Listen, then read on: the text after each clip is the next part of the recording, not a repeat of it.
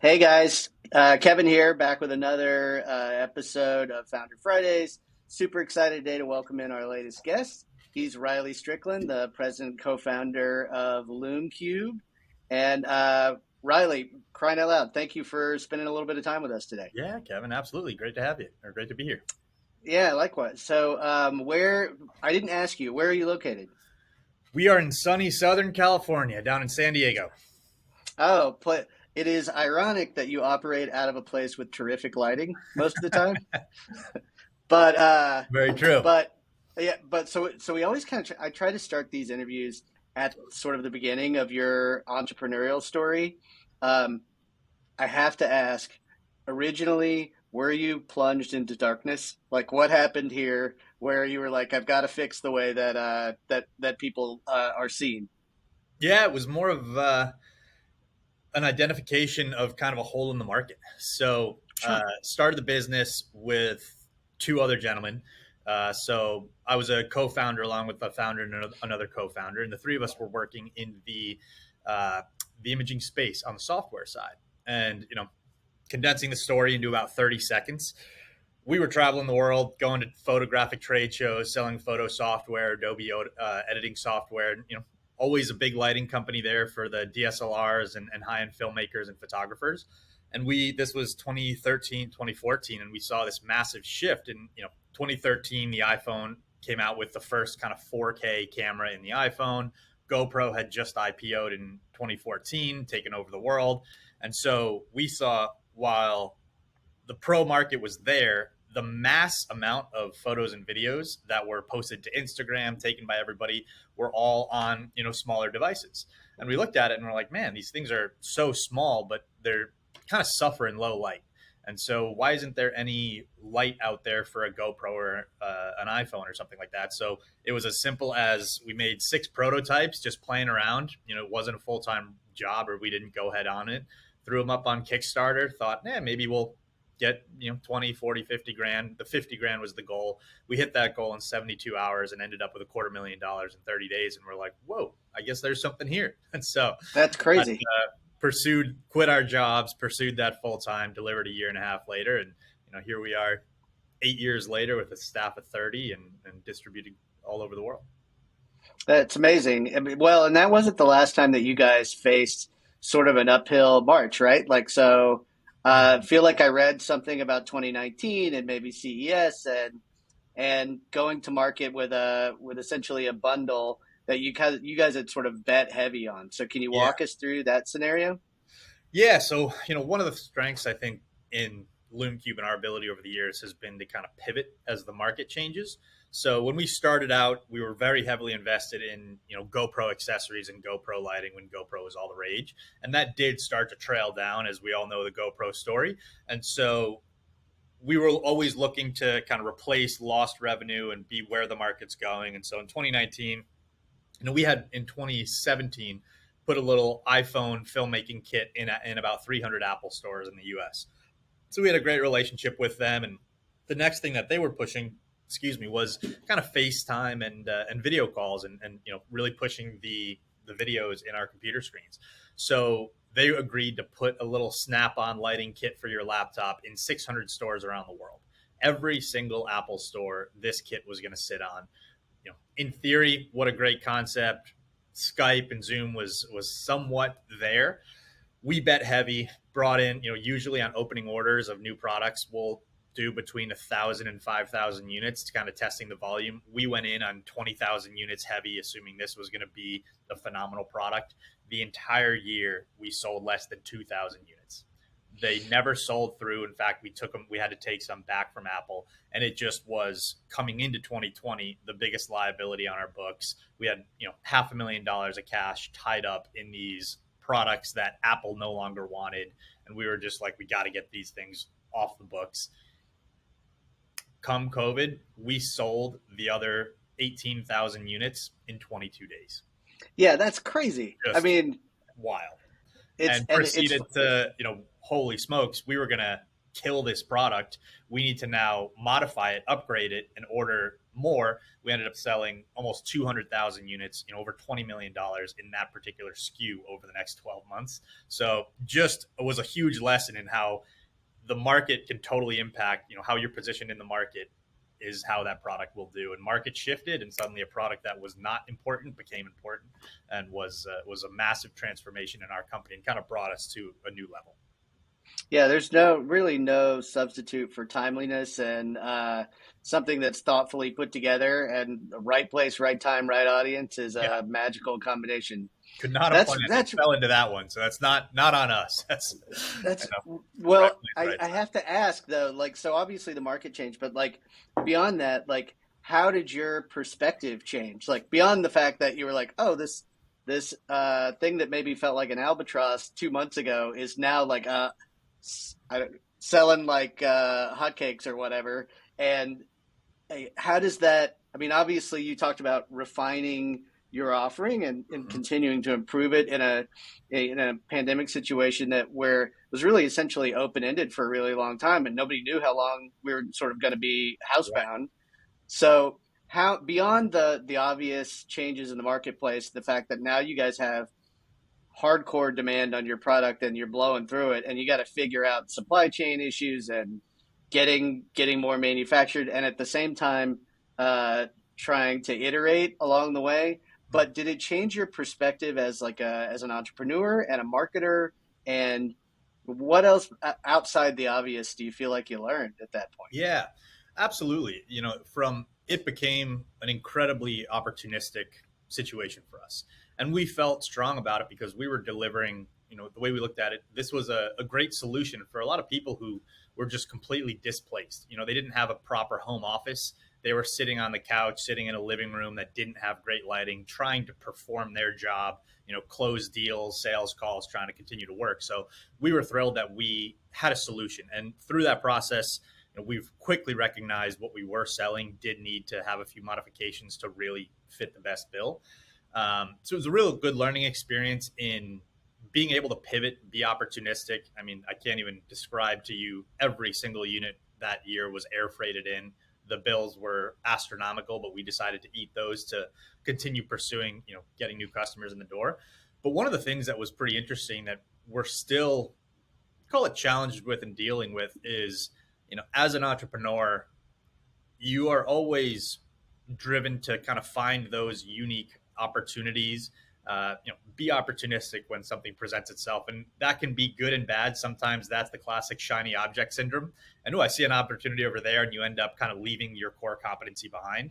So while fortunately this was within our realm of lighting, we were historically a creator first brand, gearing towards photographers, videographers, content creators.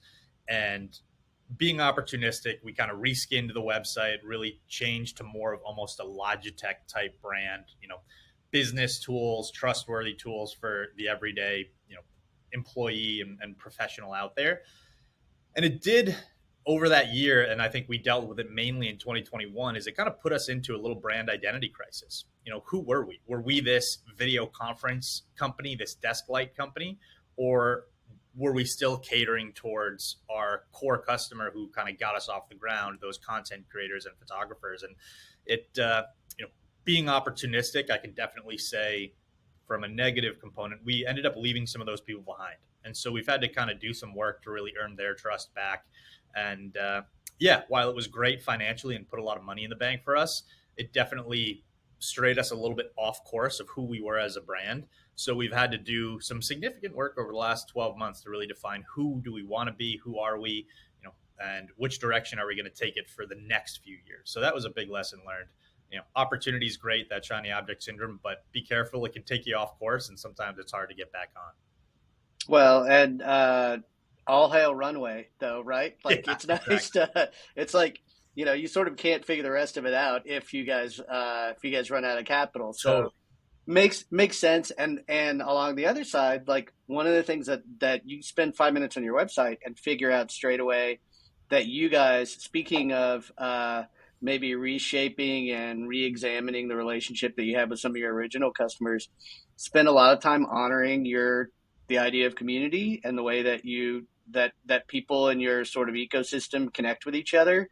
speak to that a little bit. It sounds like maybe that's some of the effort that you guys have put into making sure that you're in lockstep with the people who use and appreciate your products.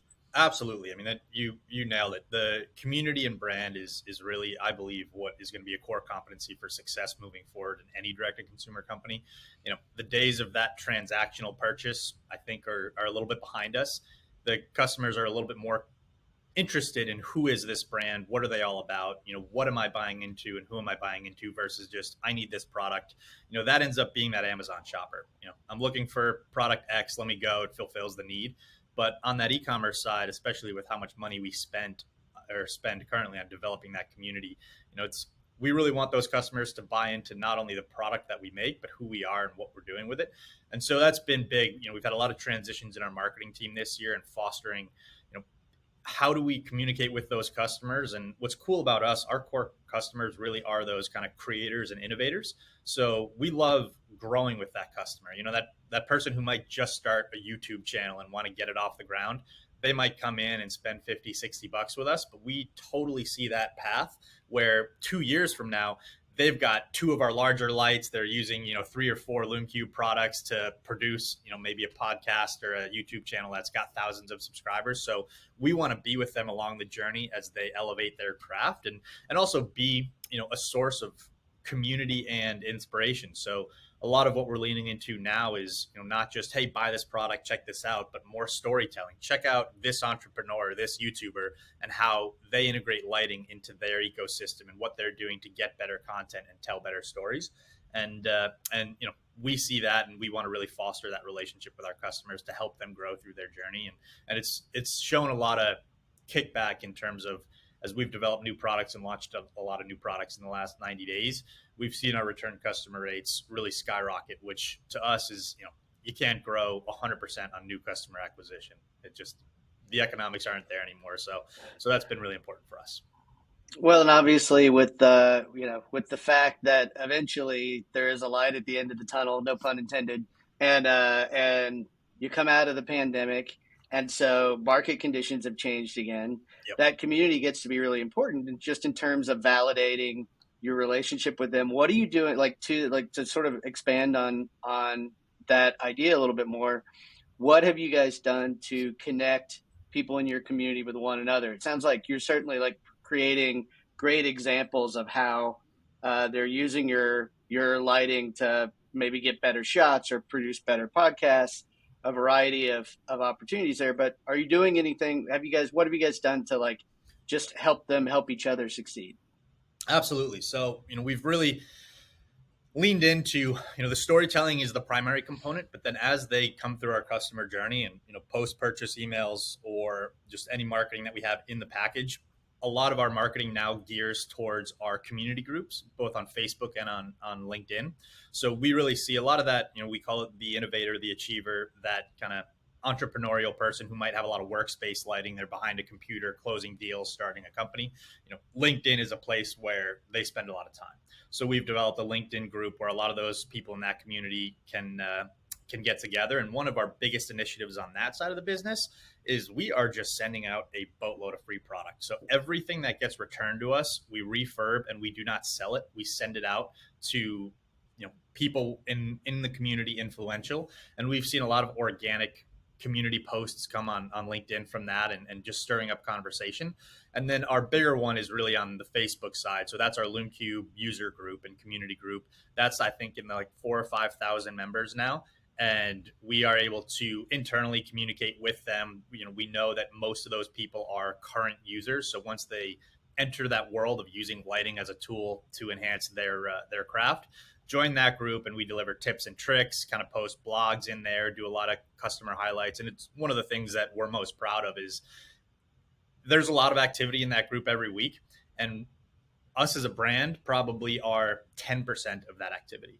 It's super cool seeing actual users say, hey, check out what I just shot or created this weekend, and then seeing other people in our community comment on it or ask, how'd you do that? And they'll break down the description. Oh, well, I used this on this setting and put this here, and seeing people say, that's awesome. I'm going to go try that this weekend. I want to try to get that long exposure shot like that. And really seeing people enter the lighting community of, using light to enhance their craft and then sharing that with others. It's just been super cool, and that's what we're fortunate. There could be a variety of customer bases out there that we target, but that content creator group is such a community focused group. They love helping each other. They love sharing their content of what they've created. So we feel fortunate to be in that realm. No, it's awesome, and a water rising for all boats scenario. Exactly. So yeah, That's I'm very much trying to I'm trying trying to come up with a similar analogy, but that's the one that I kind of keep going back to, and it certainly seems like it applies. Let me ask you this question: what do most folks get wrong about their lighting? That's a great question. I think, in my experience, I'll give a twofold answer. There is a lot of people who just don't understand the value that a light could have, and this is on that kind of workspace side of things. You ask a content creator, a photographer, a videographer, they have lights, they know the value of light, and it's very impactful for them. Since 2020, that new cohort that we're going after is really the workspace light. So even, I am, like you mentioned, sunny California. It's a beautiful day out here. I've got lights above me. So natively, I might think I'm totally in a well lit room to nail this podcast and look fine. But I am using our LumeCube Edge. It's on my desk. I use it every day. And if I rotate it from video call light mode just off, it's a different experience. Can you see me? Sure. But it's much less professional in terms of flipping that on. So not understanding the value of light in the workspace, I think, is probably our biggest thing. And we're excited to really lead that crowd and say, hey, lighting is an essential need, just like your webcam, your laptop, your headphones. Light on your workspace is super important. And one thing I think that is probably the larger component and applies to both creators as well is just the quality of light. So our motto here is that not all light is created equal. There is such a thing as good light and bad light. And it's kind of the same as, it's, call it the difference between, you can quench your thirst and you could use, a Monster energy drink or a glass of water, like two very different things for your body. And so poor light, which we attribute a lot of like the low cost Amazon, there's something called color rendering index. So in your workspace and in your content, poor lighting can deliver really bad colors in your content. But even so on the workspace, there's a very similar aspect of lighting in the workspace to what blue light glasses do, shaving that contrast and allowing a well-lit workspace. And same reason your iPhone or your smartphone goes into that, night mode and gets all warm. So the warm to cool light is majorly impactful on your mood and your energy. So that's something that we're really trying to put out there. And we spend a lot of time in our development process. Not all lighting is created equal. We are using the premium precision lighting. This is lighting that's good for you, that is good for your eyes, that is going to be accurate color in your content. And when you buy that $29 version of the product on Amazon, I can't quite say that it's going to deliver the same quality. And so we're starting to see people realize that and understand the quality of light, and that not all light is created equal.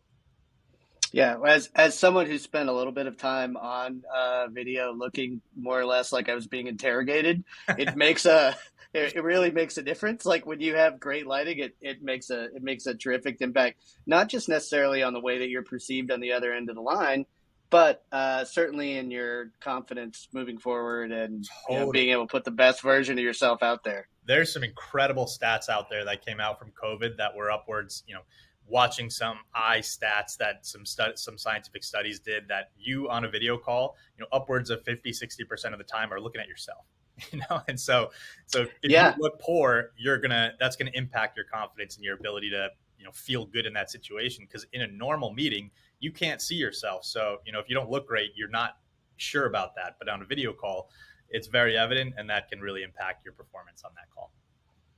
Yeah, no, 100%. So let me ask you a couple of things. One about just supply chain stuff. So like even once we get past the pandemic, like later stage of the pandemic, and I don't know how much, like I have to look at a timeline to figure out sort of what the overlap here was. I know that you said, I read somewhere that you said part of the way that you guys solved some of those FedEx problems in the heady days where you've got a lot of inbound and you're trying to manage all of that, was that you ended up sending a bunch of stuff freight, which makes sense totally. What do you do when the supply chain starts to get jammed up, and like how have you guys managed to get in a comfortable cadence with demand? That's been a significant challenge over the last year. I mean, we all if you're in the D2C realm, the Q4 last year, his, historic prices for containers were $3,000, $4,000. 12 months ago we were paying $18,000, $20,000, $25,000. So from a financial perspective of running the business, that was majorly impactful. And then the only other opportunity to get it in quicker was to spend even more money air freighting it. So for us, we felt wouldn't have been right for us to pass that burden onto the customer. So we ate that. And those were costs that we ate on behalf of the customer, kept prices the same, continued to offer free shipping to the customer.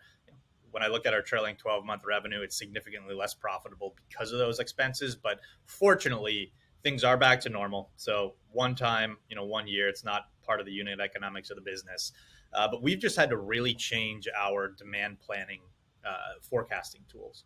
And so really understanding, we've kind of gone to a cadence of, instead of large inbound that would really hold us for 4 or 5 months at a time, we now are actually ordering in smaller quantities, but much more frequent. So every month we might have 2, 3, 4 containers on the water, which is completely helping our inventory positioning. And it's, a little bit safer on the cash flow in terms of outbound to the suppliers.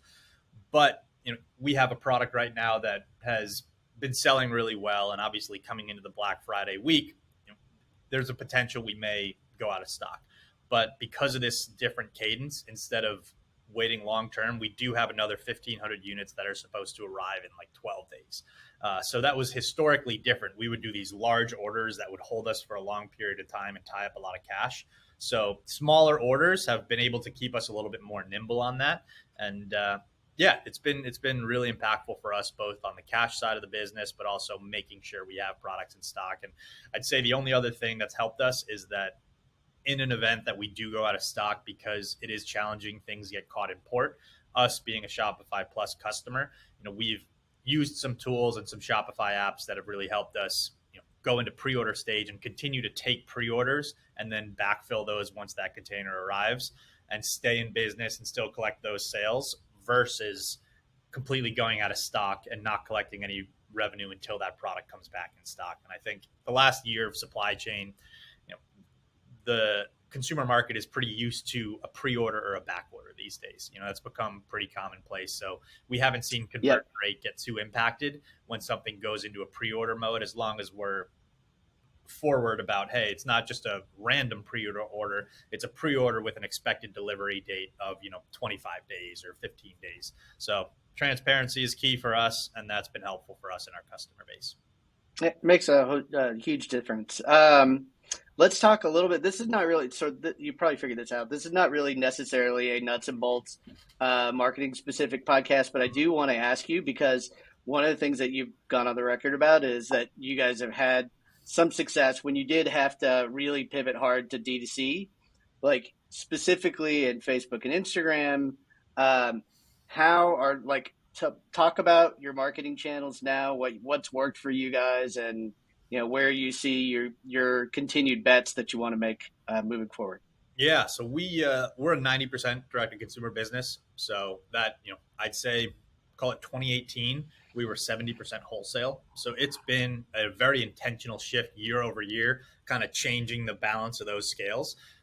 Massively impactful for cash flow for us and advertising. So we still do, while the last 18 months have been challenging for everybody in attribution, we still do a healthy amount of spend in the Google and Facebook side.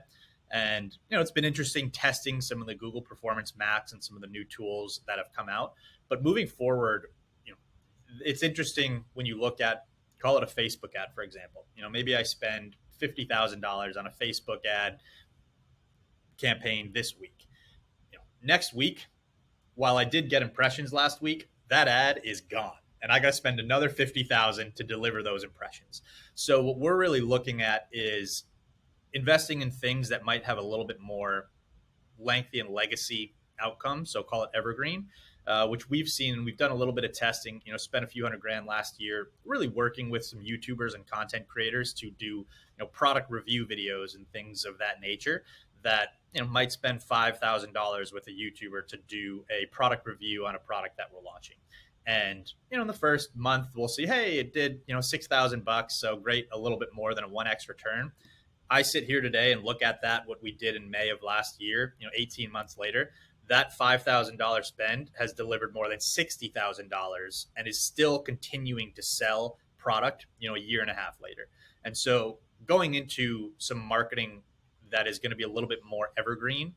So that kind of stuff, we're working with creators. And fortunately for us, being in electronics, a new camera comes out, a new iPhone comes out. What does everybody do? They go to YouTube to check out the product review. Consumer electronics is a very review driven category. So we're going to be really leaning into that and leaning into working alongside creators and supporting their projects where LumeCube is the light of choice for them, do some product reviews, and even do a lot of like, hey, check out what can be created with this new product. I went out, I did this crazy shoot, look at the outcome. We had drones flying, we had cars driving, check this out. And it was all shot with LumeCube, and let me walk you through how I use the product. And that's what's been really cool, is watching the long-term residual impact. While we're still doing a lot of the Facebook and Google spend, we're seeing revenue come in from things we invested in a year, 2 years ago, because that content is still on YouTube. When people search the LumeCube brand name, that video comes up, they'll watch it, it'll endorse the product, and kind of it almost falls into that bottom of funnel. They've done all their top of funnel research, and then that's the little review that somebody else besides us says, yeah, this thing is pretty badass, it's a great product, pushes them over the fence. And then we do offer commission programs and affiliate programs for those creators to generate their own revenue, and we want to help them monetize their channels as well. So that's kind of going to be a big initiative for us moving forward to complement the more traditional paid media advertising route. That's awesome. Yeah, I was also looking around that you guys. I was really impressed that there's some products that you guys are offering that I was like, I don't know how long it would take me to come up with this idea, but it's like drone lighting. I was like, that's fascinating. And is the lighting predominantly for the idea of making sure that your drone doesn't run into an object, or is it to illuminate what they're shooting?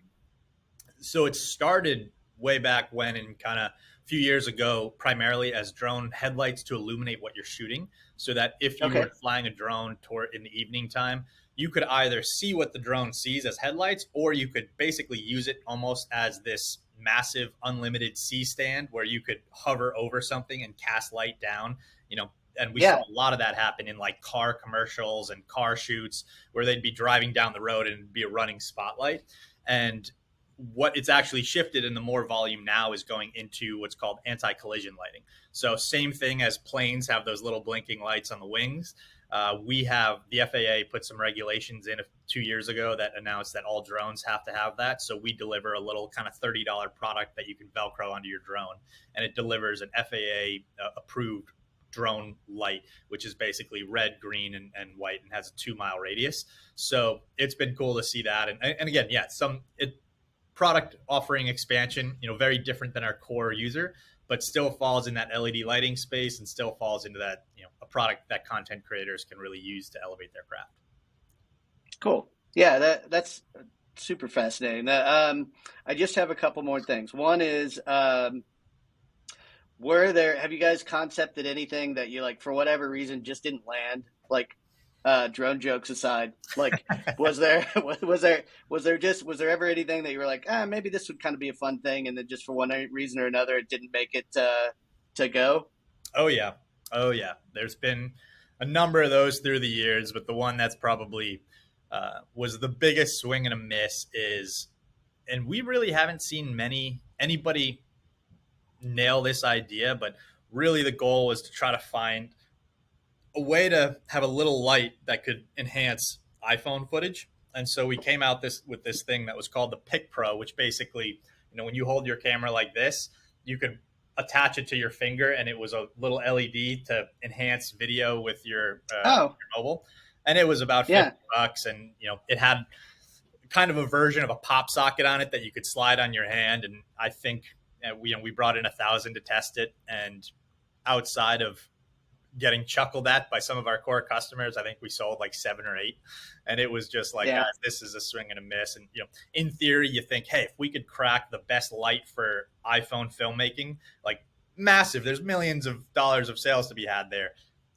It's a hard category, and not to mention the iPhone is just unbelievable every time. The camera gets better and better every year, so it kind of reduces that need for lighting. So that's been an important thing for us. We define ourselves, especially in the early days, as an accessory business, and we've seen a lot of accessory businesses go out of business because the product they accessorize to develops and basically renders their little attachment unneeded.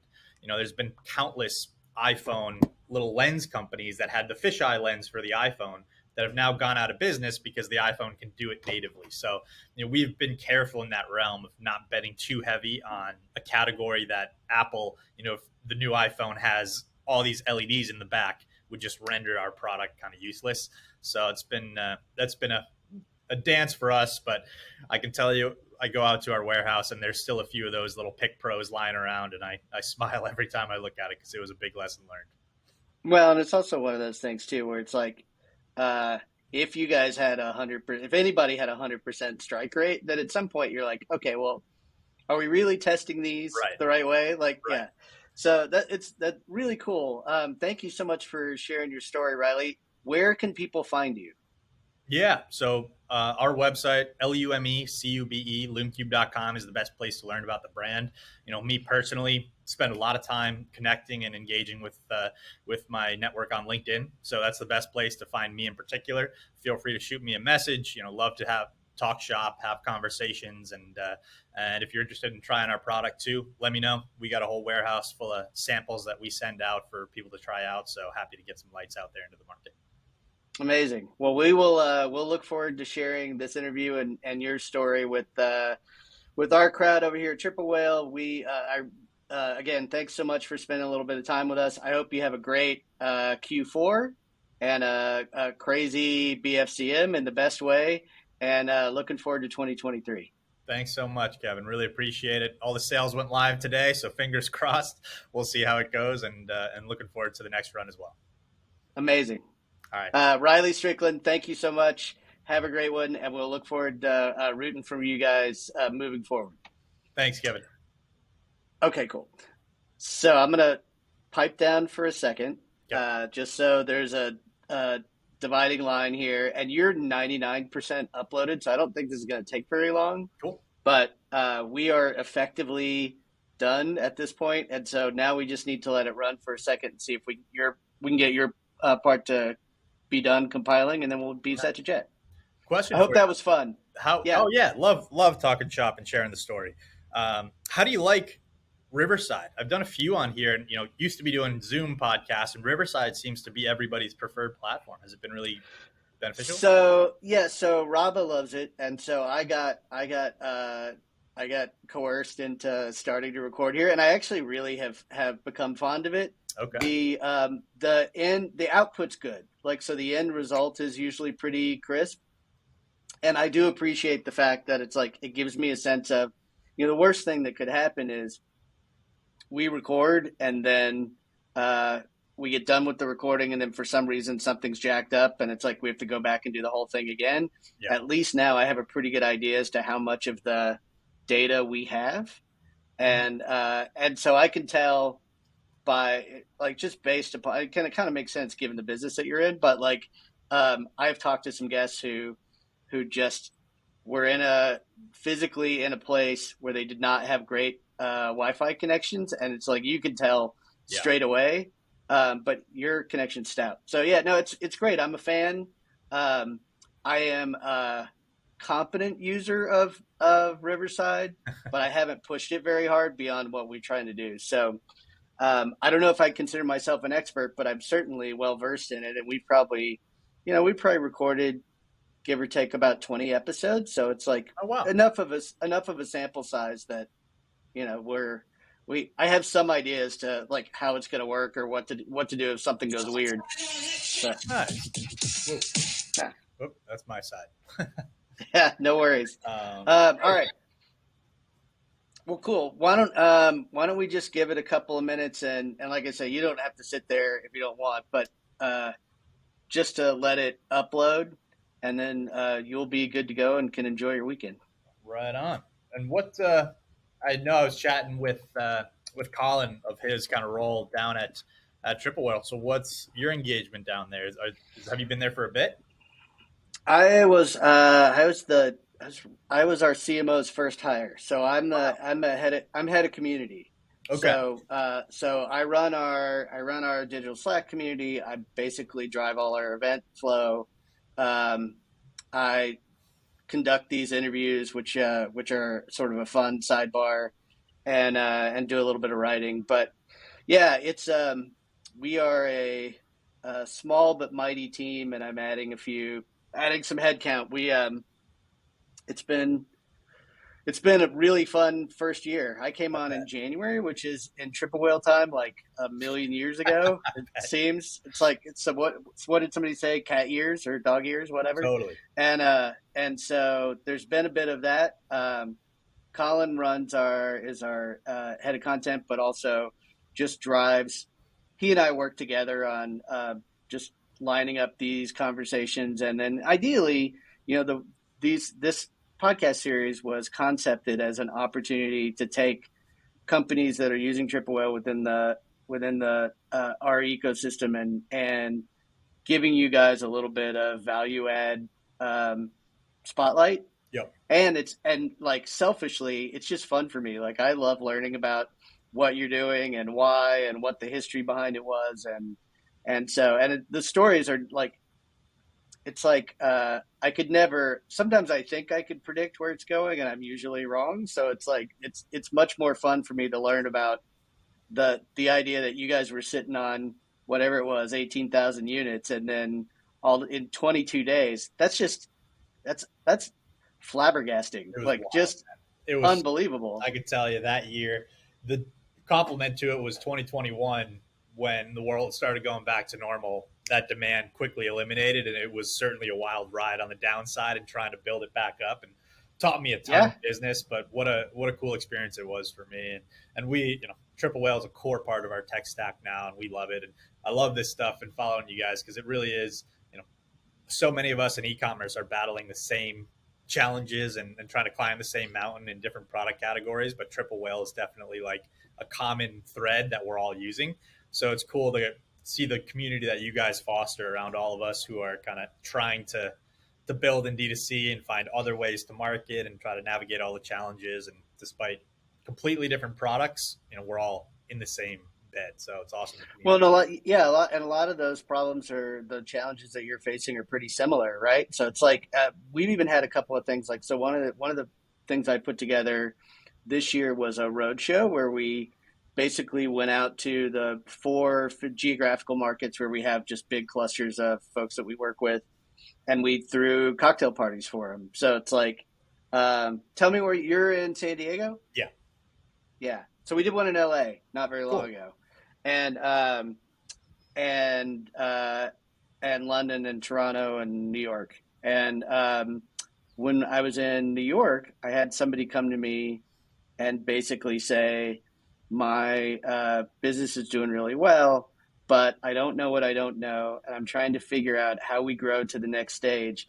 How can I get in a room of businesses that are very similar to mine?" And so we basically it struck me as a really obvious opportunity to Yeah. connect people, so like a certain subset of people better than we had been, and so we put together a mastermind, a 2-day mastermind for businesses that were, at a certain run rate, and and just learned a ton in the process. And so those guys, now use each other as sounding boards about some of the things that you'll hear in the community, but also like some things that are very specific to D2C businesses that are doing business at an elevated volume. So anyway, all that kind of stuff has been fun. We're continuing down that road. We're spinning up an ambassador program.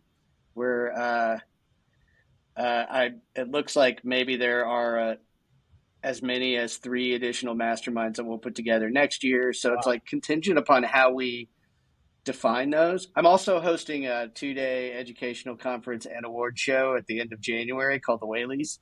So Very cool. it'll be we've got some silly stuff that's happening, but Absolutely. I'll keep you posted on whatever, and if there's ever anything convenient or that sounds like you're interested and want to know more about it, then I'm happy to share.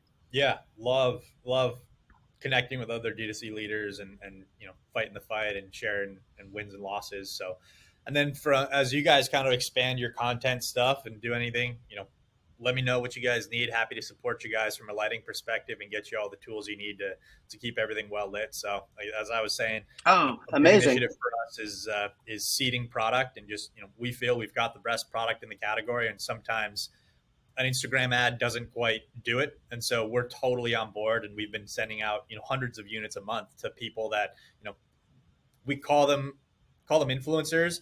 They're more people of influence in the community. People we think, hey, we don't need anything from you, no strings attached. We think you guys should have some of our product because we love the content that you're putting out there. So if you have any needs or you're doing any video production, just shoot me a note, and happy to get you guys set up. So we 100% are. You can't really tell from this shot, but it's like I'm technically sitting in what's supposed to be our podcast studio. We're about to essentially retrofit it. Nice. Um, but yeah, let me talk to Raba and see if there's something that he feels like we should ask about. But at the very least, yeah, super kind, and Cool. we'll 100% raise our hand. Awesome, man. Well, I'm going to get back to some stuff on this side. Sounds good. So can I just hit leave, or should I leave it open? No, you can hit leave. It's fine. Like we've blathered on enough that it's like still at 99%, but it's like we've also talked for an extra 5 to 7 minutes. So it's like we can just I'm sure that we got what we need. Cool. All right, man. Thanks a lot, Riley. Have a good Appreciate it. weekend. You too. Cheers. Bye bye.